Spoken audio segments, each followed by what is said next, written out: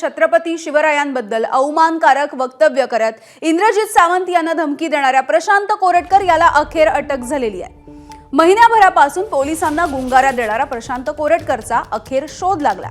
दुसरा महत्त्वाचा विषय तो म्हणजे स्टँड अप कॉमेडियन कुणाल कामरा यांनी उपमुख्यमंत्री एकनाथ शिंदे यांच्यावरती केलेलं गाणं। कामराने केलेल्या व्यंगात्मक गाण्याचे आज विधानसभा आणि विधान परिषदेमध्ये पडसाद उमटलेले बघायला मिळाले। तर त्याच वेळेला मुंबईमध्ये रस्त्यांच्या संदर्भात आज विधानसभा अध्यक्षांच्या उपस्थितीमध्ये त्यांच्या दालनामध्ये एक बैठक पार पडली आणि या बैठकीमध्ये ठाकरेंच्या शिवसेनेचे आमदार आदित्य ठाकरे आणि उपमुख्यमंत्री एकनाथ शिंदे हे पहिल्यांदाच आमने-सामने आले। शिवसेना फुटीच्या नंतर दोन्ही नेते पहिल्यांदाच आमने-सामने आल्याचं बघायला मिळालं आणि त्यांची देहबोली सुद्धा सूचक होती।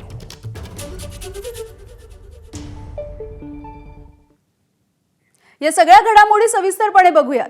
छत्रपती शिवाजी महाराजांबद्दल अवमानकारक वक्तव्य करणाऱ्या प्रशांत कोरटकरला अखेर अटक झालेली आहे। गेल्या महिनाभरापासून फरार असलेल्या कोरटकरच्या तेलंगणामध्ये मुसक्या आवळण्यात आल्याचं कळतंय।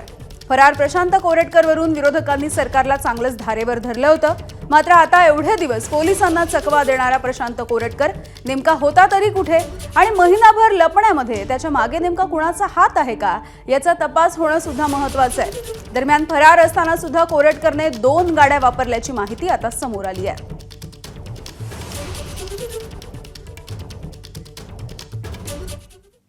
तर प्रशांत कोरटकरला अटक करण्यात आली आहे आणि यावरती इंद्रजित सावंत यांनी सुद्धा प्रतिक्रिया दिली आहे। आपण बघूयात। अशा चिल्लर माणसानं 1 महिना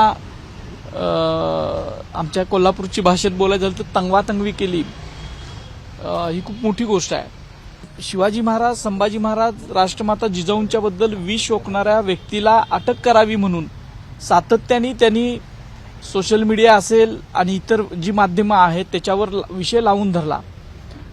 त्या सगळ्या शिवप्रेमींचं पहिल्यांदा मी आभार मानतो की त्यांनी खूप चांगल्या पद्धतीनं पाठिंबा दिला या सगळ्या ह्याला आणि त्यामुळं शासकीय यंत्रणेवर दबाव आला आणि एका विकृत व्यक्तीला, विकृत इतिहास सांगणाऱ्या व्यक्तीला अटक झालेली आहे।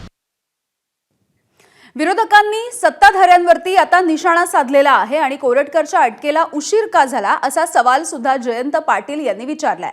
तर अनिल देशमुख आणि आदित्य ठाकरे या दोघांनी सुद्धा टीका केली आहे। अटक झाली तर सरकारने सांगावं, पण इतका उशीर का लागला? कोर्टाने केस लावली का?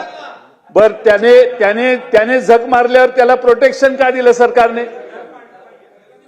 त्याने छत्रपती शिवाजी महाराजांचा कोरटकरांनी अपमान केल्यावर इतक्या वाईट पद्धतीने बोलल्यावर त्याला 10-20 जणांचं संरक्षण काय चाललंय काय राज्यात, महाराष्ट्रात?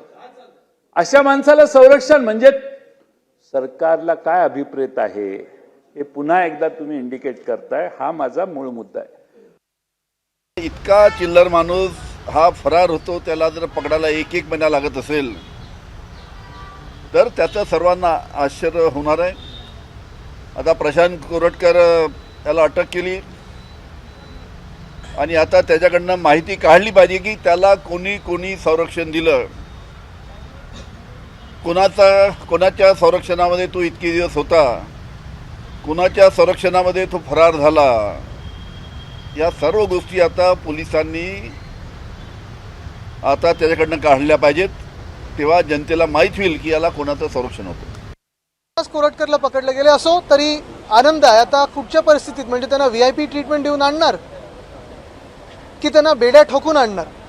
महाराजांचा अपमान करणाऱ्याची दिंड काढली पाहिजे असं आणणार की VIP ट्रीटमेंटमध्ये फर्स्ट क्लासमध्ये घेऊन येणार?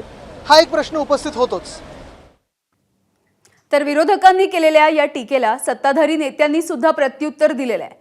कोरटकरने चूक केली असेल तर बुलडोझर कारवाई होईल असा इशारा भरत गोगावले यांनी सुद्धा दिलाय।